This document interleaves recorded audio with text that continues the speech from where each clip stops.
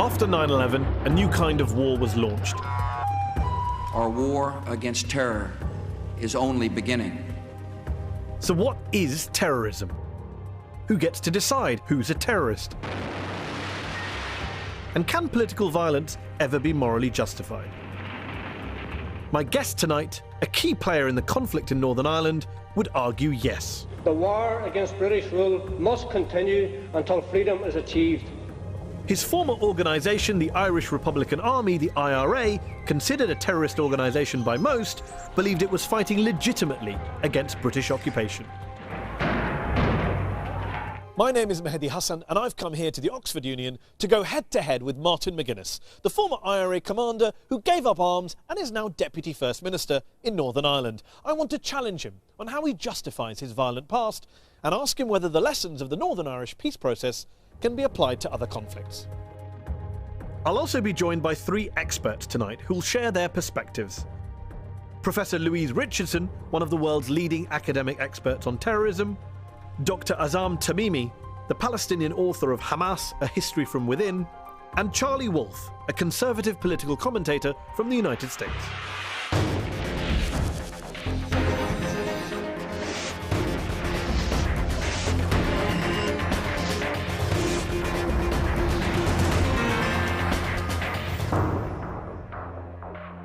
Ladies and gentlemen, Martin McGuinness. The Deputy First Minister of Northern Ireland is now a man of peace. He travels the world advocating dialogue as the only way to end conflict.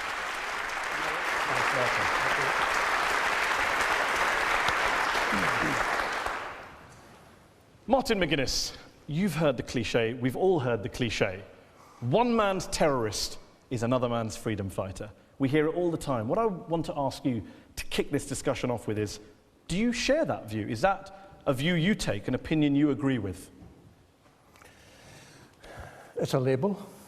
The word terrorist is a label used on many occasions by governments to demonise those who dare to stand against them.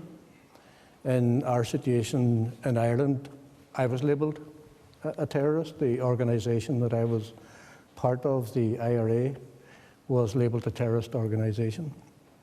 We need to get behind the labels, and we need to address the issues that cause people to turn to violence in order to achieve political objectives. George Washington was described as a terrorist. Margaret Thatcher described Nelson Mandela as a terrorist. Were you a terrorist? No, I was not. Was anyone involved in the... saying that, I understand that because the label was then attached to me, that there was a large percentage of people who actually believed that I was. And was anyone, in your view, involved in the conflict in Northern Ireland a terrorist? Well, let me put it this way. I lived in a city where the people were treated like second-class citizens in their own country, where the minority ruled the roost, ruled the local government, and effectively frowned upon Irishness. And before ever there was an IRA in my city, the British Army were shooting citizens dead. And as a result of that, they were seen as an occupying army. And many people in my city saw the British Army as terrorists. Most people in this room, most people watching at home, would probably agree that deliberately taking the lives of innocent people to advance your cause, political, social, economic, whatever, surely is an act of terror. And surely the group you were part of, the IRA, carried out these acts of terror. All of the groups that were involved in the conflict in the north of Ireland were involved in taking the lives of innocent people. And it was horrible, and it was terrible, and it was wrong.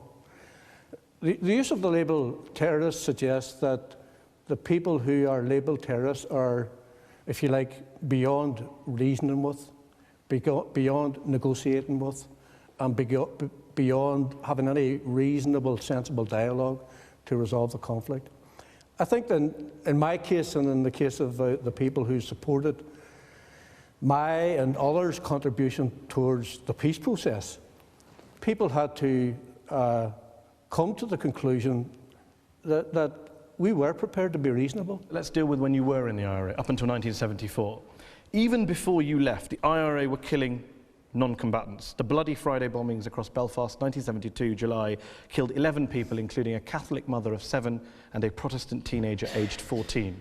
How is that not an act of terror? That's not freedom fighting. That's killing innocent people who are not fighting anyone. Absolutely terrible. Absolutely terrible that events. So why did you do it? Well, I didn't do it. I'm not. The organisation you were part of at the time but carried it out. I'm not from Belfast. In 1974, I was in prison. I was in Port Lisa prison in the south. But the reality is that war is absolutely horrible, and all of the protagonists and combatants in the conflict in the north of Ireland, and there's even a debate around, you know, was it a war?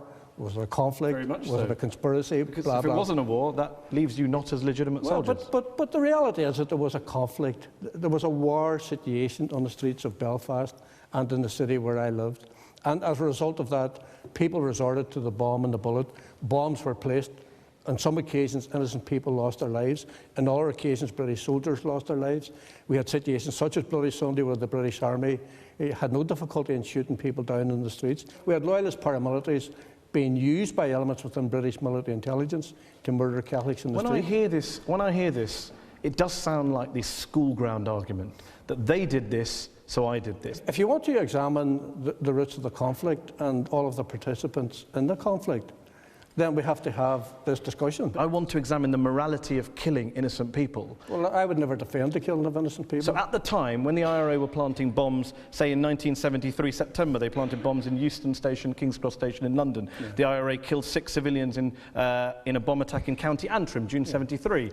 Were you saying at the time to your fellow IRA members, this is wrong, why are we doing this? Well, I have said, and will say now, that in circumstances where innocent civilians lost their lives, whether it be on the streets of London or the streets of the north of Ireland or anywhere else, it was absolutely, totally wrong. The IRA have to hold their hands up and be accountable for that. I mean, I was recently in Warrington with Colin Parry and his wife Wendy, who lost their son along with another young boy in Warrington.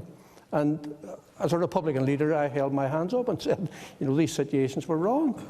And that I am glad that I have played a part over the course of the last over 20 years in bringing that conflict to an end. Remember, this is a conflict that has existed on the island of Ireland for something like 8 centuries. And for the last 20 years, I and others have been very proactively and passionately involved in building the peace process so that we would never ever see that type of conflict happen again. And I think we've been hugely successful. Help our viewers understand the mindset of someone who joins a group like the IRA and has to carry out these kind of acts or feels the need to carry out. Is it simply the case that the ends justify the means? Is that how you justify it? When you're in a group like that and you're sitting around the table and someone says, let's put a bomb at Euston Station. No, I think what happens... Do you say, well, you know, it's pretty horrible what's going to happen to the people, but you know what? The ends justify the means. When you're in that scenario, and you're effectively in a situation where there is an acceptance that a major conflict has taken place, and in the eyes of many other people, a war has taken place. Many of the combatants do then become involved in actions that even now, many years on, they would be absolutely ashamed of. But in that scenario, you end up effectively in what I have described in the past as a vicious cycle of conflict. I mean, if you remember at the beginning of all of this, you know, when I was 21 years of age, the British government introduced internment in the north of Ireland. They took innocent people from their homes, brought them to interrogation centres, held them without trial, tortured them. The British government was later found guilty at the European Court of Human Rights of inhuman and degrading treatment. And you get into this vicious cycle of conflict. You will never have a conflict where innocent people don't lose their lives. Okay, do I justify it? Do I think it was right? No, I do not. Did you justify it to yourself at the time? The killing of innocent people? No, to remain... no, under no circumstances. Did you ever order the killing of anyone? Well, you see, if we get into that discussion, let me put it like this. Let's get into it. Well, let's get into it. If we get into that discussion, we had an occupying army in our city. I fought against the British Army. Can I take that as a yes? Then? I am proud that I did so. When I was arrested in 1974, ITN had a reporter who reported my arrest. He made the claim that I had boasted that I had killed 6 members of the British Army. That was a total downright lie. I had never, ever made such a boast. For me to get into this discussion with... You never made a boast, but did you kill 6 people in the army? But for me to get into this discussion with you now, if I was to confirm what you said, tomorrow morning that would be a boast. I'm not going to do that. I'm not going to do that. Would it be a boast? I think a lot of people... I think a lot of people... Well, we'll come back to the subject, because I think there's a whole issue about reconciliation, and we have a very patient panel of experts waiting to come in. I want to bring in first Professor Louise Richardson, who is one of the world's leading experts on terrorism, author of the book What Terrorists Want, Understanding the Enemy, Containing the Threat. Louise, is there a definition that you use, being a terrorism expert, by which you identify terrorists or terrorist groups? Because we do have this issue. How do we tell the difference? Can we tell the difference? Yes, we can tell the difference. Terrorists are people who deliberately target non-combatants for a political purpose. Terrorists are not, by and large, waging a war because they don't have mass support. If they had mass support, they would wage first a guerrilla army or indeed launch a conventional army. It's precisely because they don't have mass support, they're a minority group, that they use shocking tactics, psychological tactics, tactics that are deemed the excesses of warfare, namely killing non-combatants, to have a greater effect. And when you hear Martin talk about his own role in the IRA and having left, when he left and become a politician, what's your response to that? Well, that's not consistent with what most academics who observe Mr. McGuinness's career in Northern Ireland, which would suggest that he certainly didn't leave in the early 1970s. I would also say, in Mr. McGuinness's defense, there's no doubt in my mind that the IRA was a terrorist organization. But over time and under his leadership, their violence did become more discriminate, did focus on killing soldiers as opposed to innocent civilians. Well, let me bring in Dr. Azam Tamimi. You're a Palestinian academic, author of the book Hamas, A History from Within.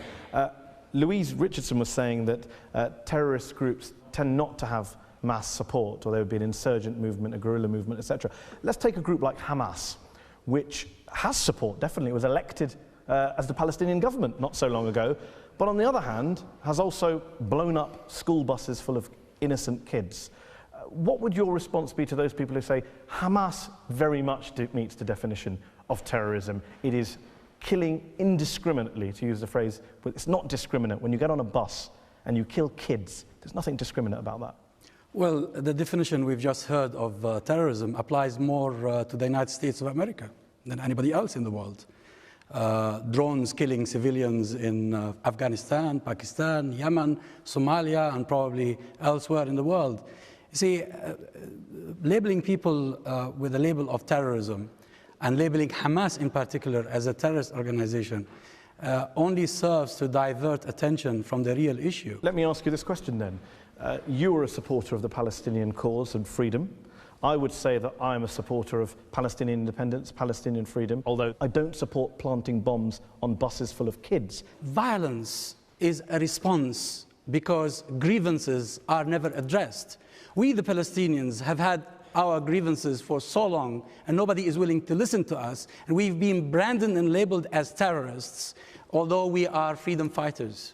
Okay, well, let me bring in Charlie Wolf, who is a US journalist, broadcaster, former spokesman in the UK for the US Republican Party. Charlie, Azam Tamimi says if the definition of terrorism is deliberately killing innocent people, then the United States is also a terrorist regime, government. No, because the United States doesn't target innocent civilians.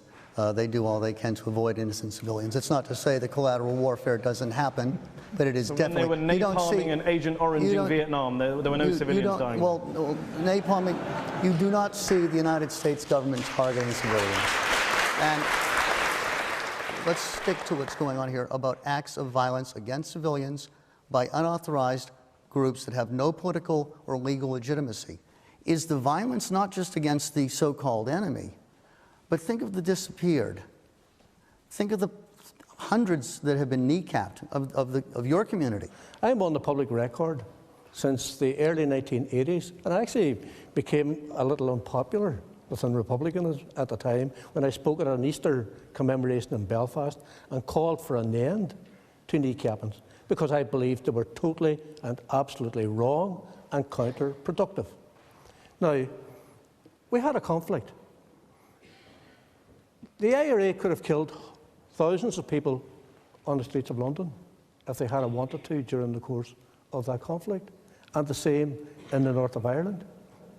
in the circumstances where innocent civilians lost their lives, it normally was on account of the IRA making a huge mistake. But yes, the reality is that innocent people lost their lives. Not Innocent people lose their lives in every conflict. The big challenge. But your argument that London, thousands of people died, in my head that sounds like, well, we're not Al-Qaeda, so give us a break.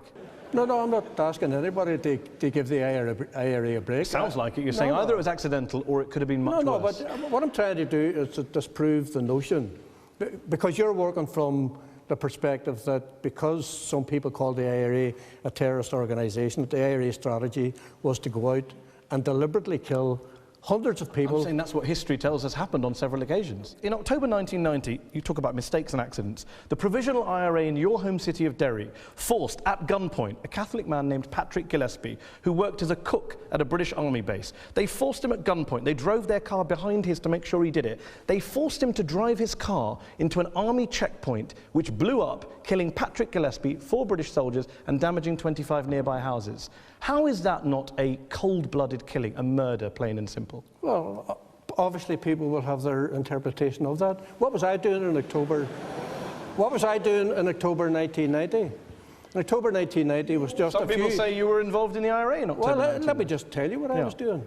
I'll just tell you exactly what I was doing. Margaret Thatcher was the British Prime Minister at the time. She sent an envoy to Derry to meet with me, which we did do over a period of some 2 hours. I met with that person with the full support of the Sinn Féin leadership and also with the full support of the IRA. But that doesn't change the fact that a few minutes ago you were telling me we didn't kill lots of people randomly. When it happened, it was accidental or unintended. I'm saying to you, you took a Catholic man, someone from your own community, your organisation, or organisation you once supported. You're the one that keeps using the word we. Let me be really clear then. The IRA, a group you were defending earlier, took an innocent man, made him blow himself up at a checkpoint. Bishop Edward Daly, well known in your part of the world, said at his funeral, the people who support the IRA are the complete contradiction of Christianity. That is a Catholic bishop's view on what the IRA was doing in 1990. Yeah, absolutely, and I would defend to the death anybody's right to hold any view. Do you agree with that view? No, I don't agree with the view. I think that quite clearly I was involved in the very embryonic stages of trying to build a peace process so that I could bring about a scenario where the IRA would call a halt to its activities and give the opportunity to bring about negotiations which would bring about fundamental change. And against all the odds, I and others succeeded. And that is why we're now in the stewardship of what is widely recognised as one of the most successful peace processes. You said in court once that you were very, very proud to be a member of the IRA. Looking back now as a former member, as someone who was involved in the peace process, now campaigning against men with guns, do you still stand by that? Were you very proud to be in it, or actually are you quite ashamed? Are you regretful? No, I am proud that I was in the IRA. I'm proud that I fought against the British Army. I also am big enough to put my hands up and say that there were things that the IRA done were totally and absolutely wrong. Right. I joined the IRA because the British Army come onto the streets of my city, turned their guns on the citizens, shot citizens dead before the IRA ever engaged in any combat whatsoever, because innocent people were taken to interrogation centres. They were tortured in interrogation centres because we were being treated as second-class citizens. People who didn't take the armed struggle, what were you saying to them at the time? You must join up, this is the only way, or we'll try both ways and see which one works? The greatest recruiting agent for the IRA in my city was the Parachute Regiment. Whenever they shot 14 people dead on the streets of Derry, people joined the IRA in droves. Dr. Tamimi, do you see similarities between the Palestinian struggle now and over the years, between the British Army and the Israeli Army, between Hamas and the IRA? I'm just wondering whether you look at conflicts and see similarities. Well, certainly there are similarities as well as dissimilarities. In our case, we've been occupied by foreign invaders. They took our homes, they dispossessed us, and we've been living either in refugee camps or in the diaspora. We've been left with no choice but to resort to armed struggle because nobody has given us peace or justice. Looking at the Palestinian situation, the Israeli occupation, I mean, I asked Martin earlier about, he's admitted that he was in the IRA and he was proud to fight against the British Army. We don't know if he actually killed anyone because he doesn't want to boast. But I'm going to ask you, you have said in the past, you're on record, I believe, as saying that you would be willing to die for the Palestinian national cause, that you feel that passionately, that you would go and die for the Palestinian cause. Well, if your country is occupied by invaders, wouldn't you give your life for your country? Even if it involved I would give my life for my country. Even if it involved taking innocent lives on the other side? Or would you only focus on a military target? I'm just wondering. You see, nobody wants to take innocent lives. Nobody. But in a war, that's inevitable, unfortunately. See, when you have... But in a war, crimes happen. Not everything that happens in a war is legitimate. When you have an Israeli pilot of an F-16 given to the Israelis by the Americans, dropping bombs on civilians in the Palestinian villages and towns, what do you expect the Palestinians to do? What do you expect them to do? They have to respond. I have a feeling that this is about power, whether it's for Mr. McGuinness or the leadership of Hamas or the PLO or Al-Qaeda or whoever you want to use. These are people that want political power, and as long as they think terrorism works, they will use it. We just want we want our homes. We want justice for our people. Then sit down at the table. Get the Israelis to go back to wherever they came from, because that's our land. When you listen to Martin McGuinness talk about this cause and about why he signed up, when you hear Azam Tamimi talk about the Palestinian cause, in your research, from your experience, in your opinion, is there a single reason? Is there a variety of reasons? Is there a common factor why people turn to armed groups such as Hamas or the IRA or I think the most common factors are threefold. There's usually a desire for vengeance against something, whether it's the case of the notion that foreign troops are on your ground, though it's worth remembering that British troops were deployed in Northern Ireland to defend Mr. McGuinness's community and mine from an out-of-control police force. But so yes, I think the first motive is vengeance against some atrocity committed on one's own community. And in fact, terrorists are very good and very consistent at deliberately provoking governments into overreacting, and governments routinely do, which just serves to win support for the terrorist group. So the first motive is usually vengeance. The second is a desire to provoke a reaction. Terrorists, as I said, are invariably weak, so the bigger the reaction they get, the more important they appear. So they're deliberately trying to provoke a reaction. And thirdly, they're looking for glory. They're looking for renown, that because they're small and weak they wouldn't otherwise get, but they can get it by using violence. When the British Army came into Derry, they didn't come in to confront the forces of the state who had treated us like second-class citizens. They come in to defend the state. And I think the big difficulty that you have, which I don't have, is I actually lived there. I went through the experience. That's a completely different experience from looking at it from a distance. I don't doubt that for a second. It still doesn't justify deliberately targeting civilians. Okay, well, we're going to... And I have never justified the killing of innocent civilians. Never. Never would. Well, we've talked about your role as a man of violence. In part two, we're going to take a break. I don't consider myself as a man of violence. Okay. But you were part of an organisation that was? Yes. We are going to continue this discussion, this very lively discussion. In part two, we're going to talk about your role as a man of peace and how you made that journey and what lessons can be learned from Northern Ireland for the rest of the world, for the rest of the conflicts across the world. So do stay tuned to Al Jazeera's Head to Head for part two. We'll be right back after this break, and we'll also be talking to our audience in part two.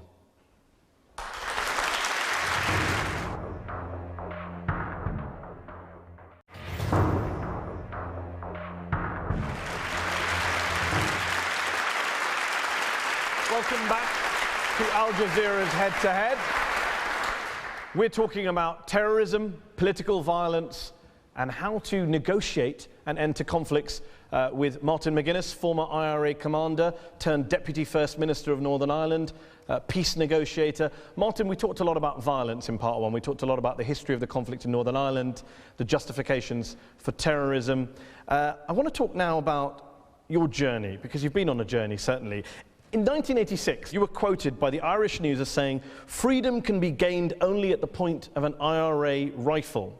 Recently, a few months ago, you were quoted as saying, referring to the Israel-Palestine conflict, "There are no military solutions. Dialogue and diplomacy are the only guarantee of lasting peace." That's a rather radical shift in beliefs. How did you make that journey? One of the most informative experiences that I had was to read a number of theses written by senior generals, lieutenant colonels in the British Army, where each and every one of them conceded that they could not militarily defeat the IRA. And a lot of people in the IRA thought this was great. I looked at it from a different perspective, and I asked another question. Did the IRA believe that it could militarily defeat the British Army? And if the answer to that is similar to the analysis of the senior generals in the British Army, that poses a huge dilemma around how the conflict was going to be resolved. And I came to the view that we needed to try and bring about a situation where people would come in an inclusive way to the negotiating table. Do you believe you could have got to that political solution without the previous military, violence, terror, whatever label you want to give, element over the previous decades? The British government recognised what their generals had been telling them, that there was no military solution. What we were seeking was a political solution, and a scenario where the British government would come to the negotiating table willing to address the issues that lay at the heart of the conflict. There are still groups out in Northern Ireland which are banned terrorist organisations like the Continuity IRA, the Real IRA, which continue to target security forces and even politicians to this very day. What's your message to them as a fellow Republican? How do you get them round the table with you? Well, they're the people who threatened my life on quite a number of occasions. I will not bow the knee to any of them, because the agreements that I have been part of, the historic Good Friday Agreement, the St Andrews Agreement, and the Hillsborough Agreements are all agreements that I am proud of. It actually took a very powerful Labour government under Tony Blair, for the first time, to recognise that the British government's policies in the north of Ireland were as much a part of the problem as anything that the IRA was doing. Because Tony Blair, in the week that led to the Good Friday negotiations, actually said to me, Martin, I have read a number of history books, and I accept that we were as responsible for the conflict in the north of Ireland as anybody else. That was a massive admission for any British Prime Minister to make to the leaders of Irish republicanism, and that provided. If only Tony Blair had read some Middle East history books as well. But that is precisely the point I'm coming to, because of the conversation that we. Well, before we get to that point, just on the splinter groups, coming back to my point about the people who are still fighting. I have no concern about their ability.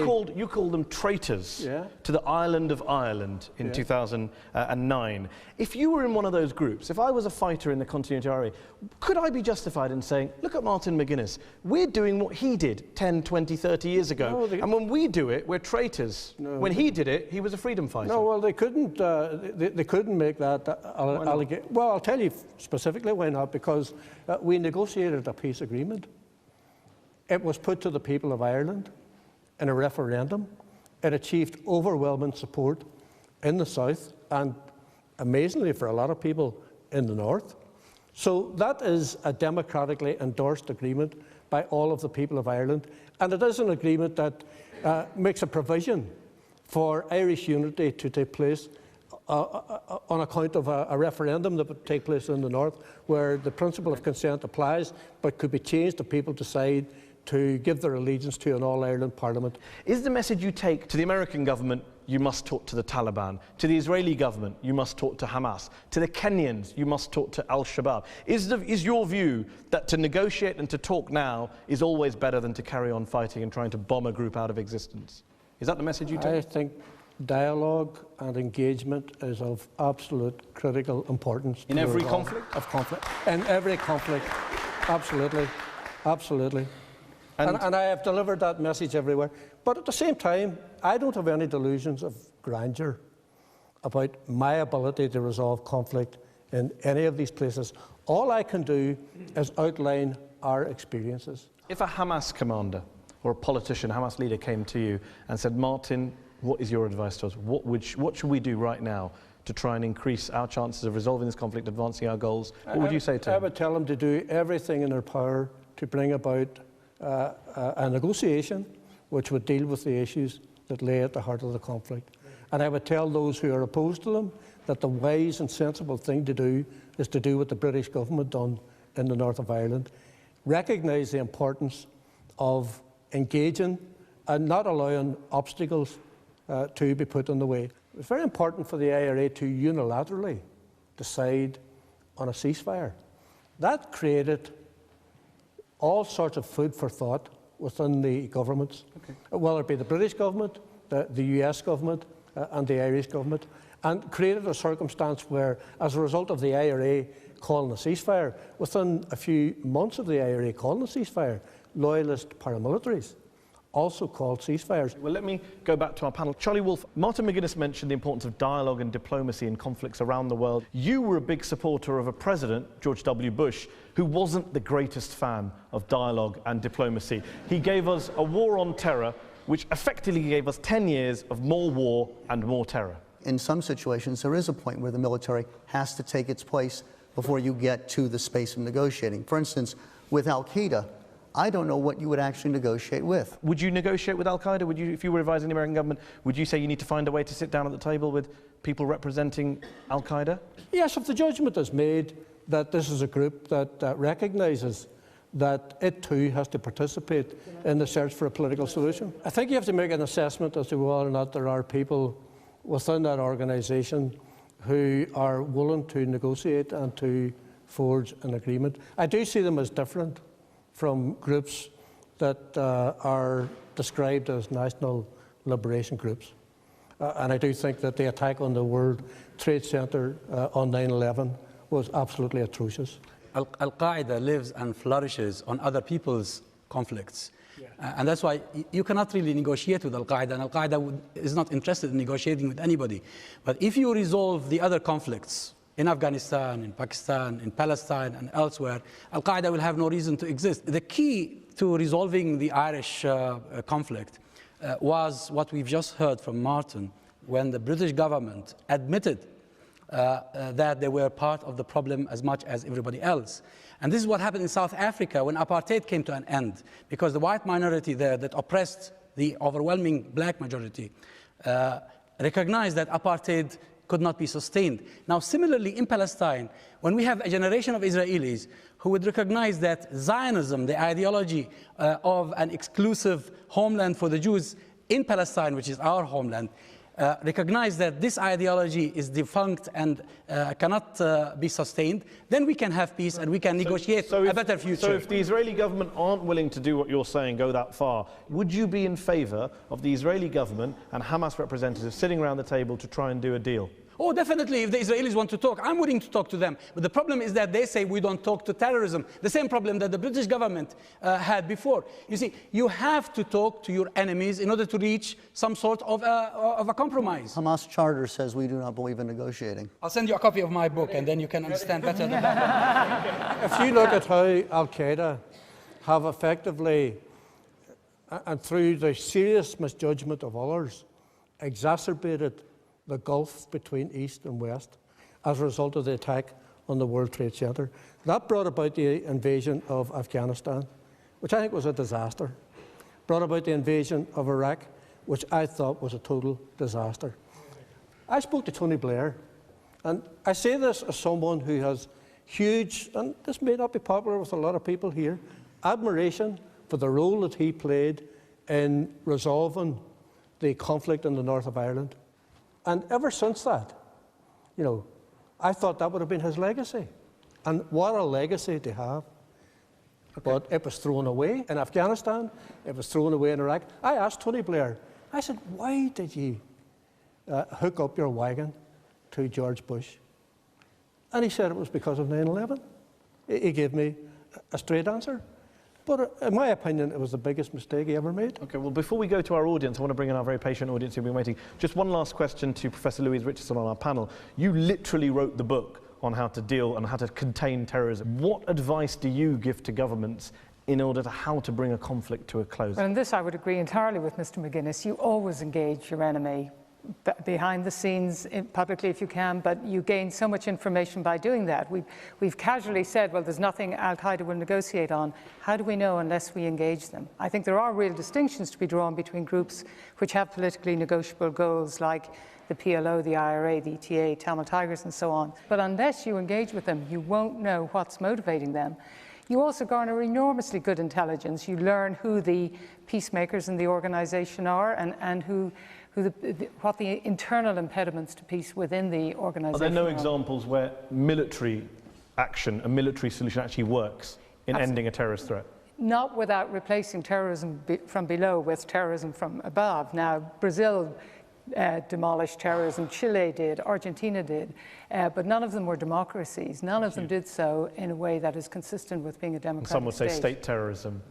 I'm going to throw the discussion open to our audience who have been sitting patiently. Well, let's go. The gentleman here in the second row who's been waiting keenly to come in here. Yes, you in the time. What I would like to say is that throughout my association with Martin McGuinness, and I come from a very personal position here because my 12-year-old son, James, was one of the 29 people butchered in Omagh by Mr. McGuinness's former colleagues in the IRA in 1998.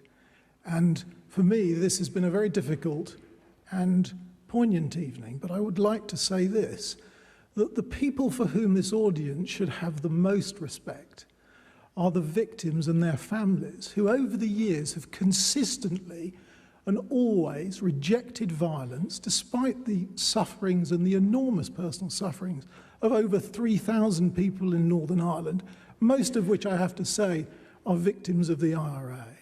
It is those people who have prepared to put violence behind them and to not get involved in a circle of revenge for whom we have to have most respect. But I'd like to come on to this point about Martin McGuinness. And Martin has consistently this evening, despite some very tough questioning, as he always manages to do with me, avoiding many of the important issues, which is that Martin has a means and knows of the people who were involved in the Omagh bombing and has refused consistently to get people to come forward to give evidence to the police so that these people can be convicted of their crimes. But the second thing is, I would have more respect for Martin McGuinness as he portrays himself as a person of democracy if he completed his democratic journey and he admitted some of the crimes that he's been part of. You mentioned Patsy Gillespie. Patsy Gillespie's widow, who's still alive today, knows exactly what happened and who ordered the death of her husband. Everybody in this room would have more respect for you, Martin, if you accepted your position and you started telling the truth. Okay.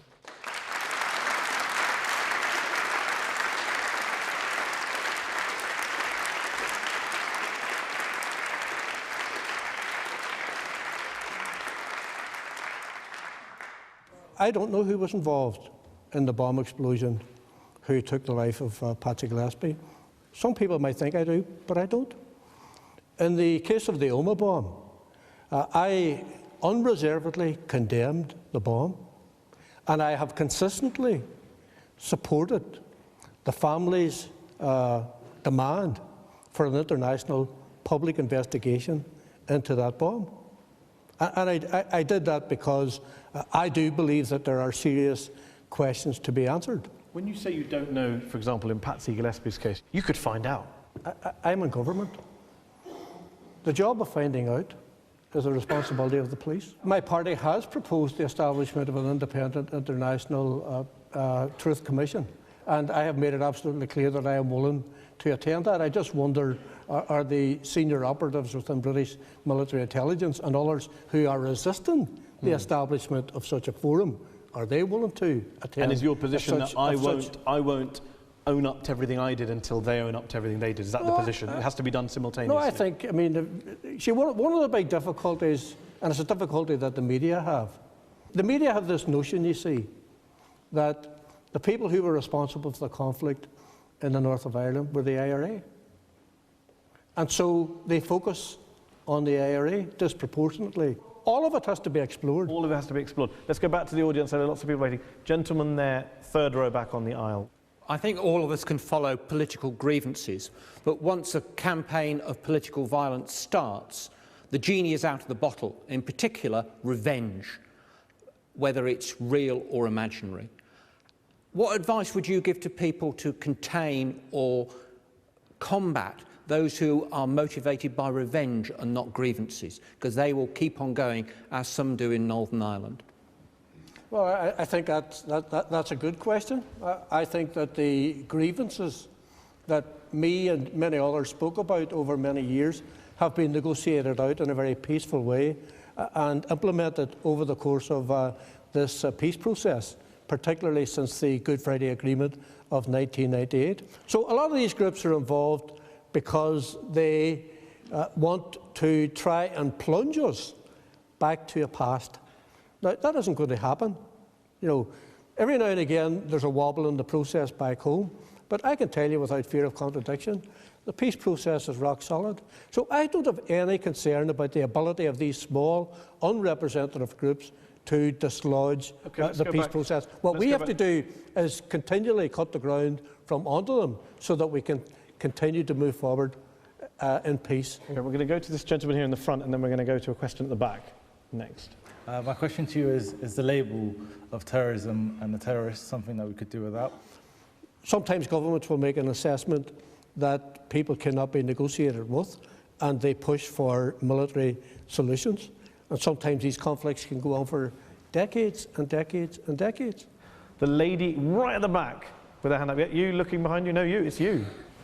Hi, I'm just wondering, once a group achieves peace or freedom or whatever it is they're fighting for, do you think that the burden of having engaged in violent struggle is too much? Is it a legacy from which a community can never recover, or does it shape the community thereafter? That's a very important question. I do believe that it's going to be very, very difficult to get the full truth about what happened in the past, for the simple reason that getting people to come forward to, for example, if there was to be an independent international peace commission, but if there was to be such a process, I think it would be absolutely vital that people go forward, because we're now seeing a situation where, for political motives, some politicians in the north of Ireland are using the issue of victims as a political weapon against the political institutions that exist at the moment. Okay, can we take some more questions from the audience? Is anyone? Gentleman here on my right. You and your fellow soldiers were fighting a war for 25 years. You were either on the run or fighting or doing things that had nothing to do with preparing for government. Eventually, you got to a situation where you were helping to run the state, and you had to deal with education, health, sewers and drains, whatever. How do you make the transition successfully from a fighting organisation to one that can actually properly function? Just to clarify, you believe the IRA, you said, were soldiers. You believe Martin was a soldier? I believe they're soldiers. And I think they committed a lot of evil things, but I think all soldiers do, deliberately or otherwise. I mean, I was Sinn Féin's chief negotiator during the course of the Good Friday negotiations. And if I was to say to you, 10 years before that, I had some sense that I would be in that position and that the outcome would be power sharing in the north and that I would be a minister in the government. Never believed that for 1 minute. We had a situation where we joined the negotiations in the autumn of 1997, and we had an agreement by April 1998, which was pretty incredible. I ended up in government as Minister of Education. I walked out to my department, which is in the most unionist part of the north of Ireland, the following Monday.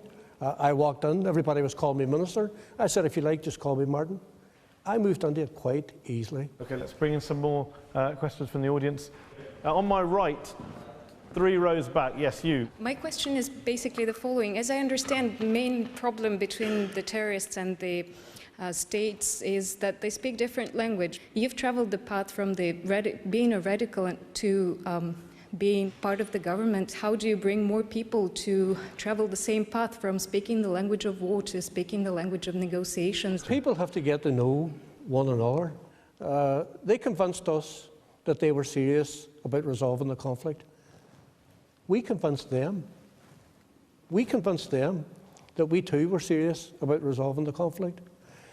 Jerry Adams and I used to come over here to London and we would travel down to Chequers at the weekend. And we would spend maybe 3 or 4 hours with Tony Blair in Chequers. And we would talk about the political situation in the north of Ireland. That never happened under a Conservative government. It happened because he wanted to learn what sort of people we were. But we also wanted to learn what sort of person he was. And if governments are not prepared to be involved in that sort of engagement, which Louise referred to correctly earlier, in my opinion, they're making a huge mistake. Okay, let's try and take one more question from the audience. Yeah. Gentleman there with the blue shirt and the jacket. The jurisprudence is once a terrorist, always a terrorist. The status is immutable. My question is, what message do you think it sends to the wider world when a terrorist is rewarded for their crimes with immunity from prosecution and high political office? Question back at you is, do you regard the soldiers who killed 14 people on the streets of Derry as terrorists? Do you regard the British intelligence operatives who colluded with loyalist paramilitaries as terrorists? Yes or no? Yes. Okay, yes. He's consistent. I don't believe that I have been given immunity from prosecution. The only immunity that I received was the same immunity all of the people who were involved in the IRA in Derry, for example. I mean, you talk about immunity. Is it because you're worried about prosecution that you don't just come out and say, look, I've got this far, I am where I am, I believe in reconciliation, here's what I did, here's the atrocities I was involved in, and I want to say sorry to the victims? Well, I think all of us who were combatants in the conflict collectively maybe just might be able to agree that all of us should say sorry to the victims. Okay, but you individually? Well, I absolutely am prepared to say sorry to people whose lives that I've affected. Have you said sorry? The IRA apologised in the past. Have you personally said the word sorry? I think all of us should be prepared to say sorry, and I'm prepared to say sorry. But you're not saying it yet? I've just said I'm prepared to say sorry. So is that a sorry? We should all be sorry and regretful that there was a conflict that lasted over 20 years in which many people in my community, many people in other communities, many members of the IRA, many British soldiers, many police officers lost their lives. We should all be very regretful and very sorrowful that such a conflict happened. But I can't change the past. The past is the past. It's happened. We have to learn from it. But more importantly, we have to ensure that it never, ever happens again. And that's my commitment to peace. Martin McGuinness, on that note, thank you very much for coming here to be part of Head to Head here at the Oxford Union. Thank you very much to our audience here for coming along and throwing questions at you, and our panel. Thank you all at home for watching. The debate will continue online, and we'll be back here next week at the Oxford Union for the next interview in our Head to Head series. Good night.